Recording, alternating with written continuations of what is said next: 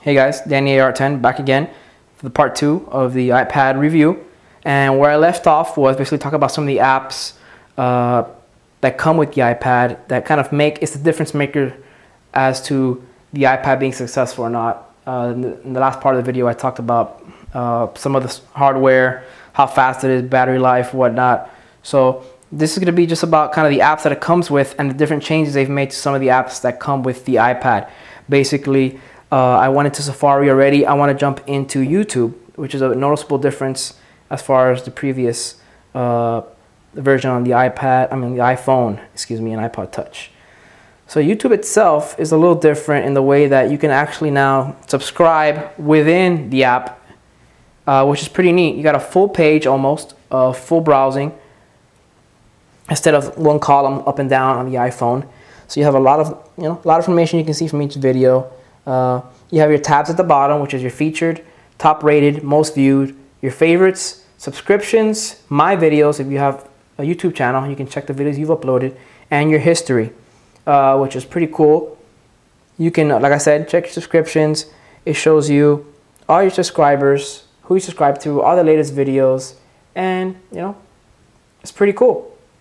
I think it's more beneficial to me, someone who makes videos constantly, to be able to check up with my videos, my subscribers, and see the people who I'm following and be updated.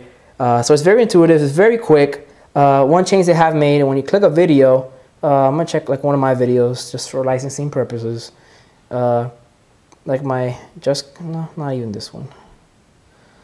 The review I did on Battlefield Bad Company. You click it, kind of gives you this option when you have it in landscape mode. It gives you the ability to see the video on the top part and see the description of the video at the bottom, with the option to rate it, the related videos, more from me, and then you can actually see even the comments, which is pretty cool. Turn it sideways and you get a full landscape view of the video, which is pretty cool. You always get the top portion up here, lets you search at all times any page you're on the YouTube app. So this is pretty much it for the YouTube app. You now have two designated areas for videos and music. Before on the iPod Touch and iPhone, in the iPod app you had both your videos and music. On the iPad you actually have two separate sections for that. You actually have a videos app, which basically has all your videos. You have your movies, and then at the top you have a little tab. You click that and it takes you to your TV shows. Once you click if you click the TV shows, it opens up very nicely. Shows you all the seasons you have, or all the shows you have, with a little explanation of each one, which is pretty cool. Movies, same thing. You click on a movie, takes you to the update, shows you details about the movie itself, lets you also arrange it by chapters, which is pretty cool. The iPod application has changed a bit, a different kind of interface. It has, you can search by song. On the left-hand corner here has your album artwork, music, podcast, audiobooks, and purchased. You have a volume slider up here, play, fast forward, rewind, skip, and a search on the top right for your music. You can arrange it by, of course, composers, genres, albums, artists, and songs. You have your Genius playlist option down here, and the ability to create a new Genius playlist down here at the bottom left. Another built-in apps, I would have to go with, iBooks. iBooks is one people have been talking about. iBooks basically starts off like this, uploads the books on a kind of bookshelf. These are all free books that my wife has either gotten. The Winnie the Pooh one comes with the iPad when you purchase it. Clicking on the top left here takes you to the iBook store, turns it around. You can search by featured, New York Times, top charts, and purchases. Kind of like the App Store and iTunes, just a new thing to add to the repertoire of stores you have to go through. You then have your App Store. I love the way the new App Store is done, the way they separate the apps, iPad from iPod Touch, from iPhone, whatever you want to call it. You have, of course, your top iPad apps, top free iPad apps, paid and free. You have the option to search by featured, top charts, categories, and then of course you have your updates, and then a search option in the top right corner. You scroll through, they separate it by top grossing, You can show more, and you have a tab there always to also show iPhone apps. You can also download iPhone apps if need be, which I don't see the point in this case, because for what you get, for what you pay for an iPhone app, I would buy either a universal app if you have an iPad, or an iPad app if it's going to be something you primarily use just on your iPad. So I like the new layout. It's pretty nice. When you go to categories, it shows you the different options as far as, you know, games, medical, navigation, sports, and whatnot.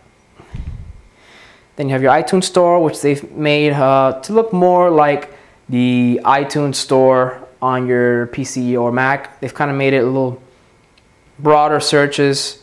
You can search here at the bottom: music, movies, TV shows, podcasts, audiobooks, iTunes U, and then your download section. So you can look through all of them. You can click the movies tab, pops up. You can search movies up here, shows you like, I guess, the newest ones, top charts.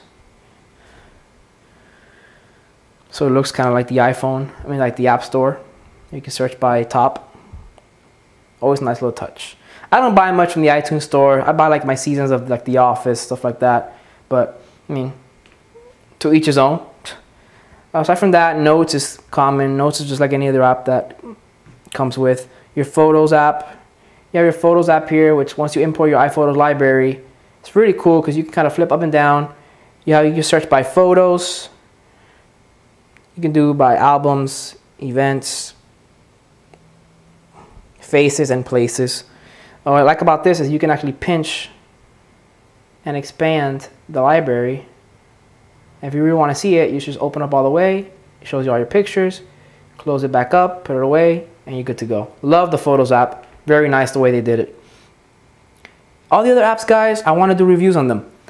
I definitely want to do impressions on Netflix, which is the killer app right now on the iPad. Stream live video, HD content, straight to your iPad, as long as you have a Wi-Fi or a 3G connection.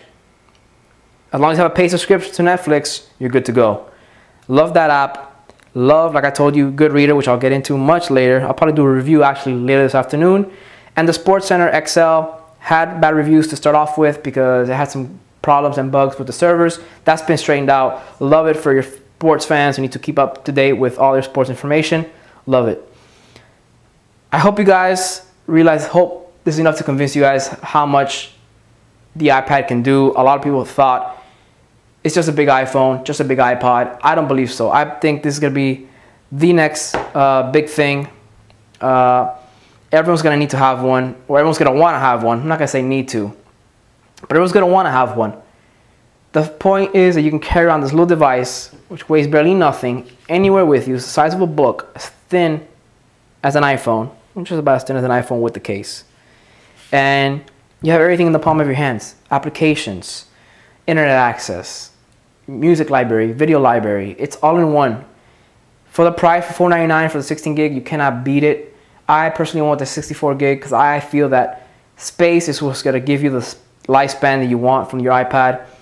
As more and more developers become more and more comfortable developing for it, you're going to see even better looking applications, better graphics, better content, bigger full-size apps that is just going to take up more and more space, and you want to always have that space available to you to extend the life of your product. Like I said, I bought this at Best Buy, got it with the 1-year accidental warranty for $129 in case I ever drop it, anything ever happens to it, I can get it replaced. So who knows, maybe they announce a new one, or they're going to announce a new one by the end of the year. Oh, this might fall and break, take it back, get my money back, buy the newest revision of the iPad. Just an example of the deals you can get at Best Buy with that warranty. Love the iPad. It is replacing my MacBook. I thought I would have a hard time doing that, but it is replacing my MacBook. Has been already sold. Primary computer, primary personal computer. I still have my iMac. Definitely worth it, guys. Out of 10 scale. Just because it doesn't have multitasking yet. iPhone 4.0 is coming on the corner, and big things are going to come to the iPad. I have a feeling. No camera is my biggest flaw. Flash doesn't bother me. I have other ways of getting my video content, so that's not an issue to me. Everything else is flawless. Want a camera? Yeah. Everything else, I can live without. I hope you enjoyed it, guys. Please follow me on Twitter, DannyAR10. iPad, pick one up. 2 thumbs up from me. Thank you guys for supporting me.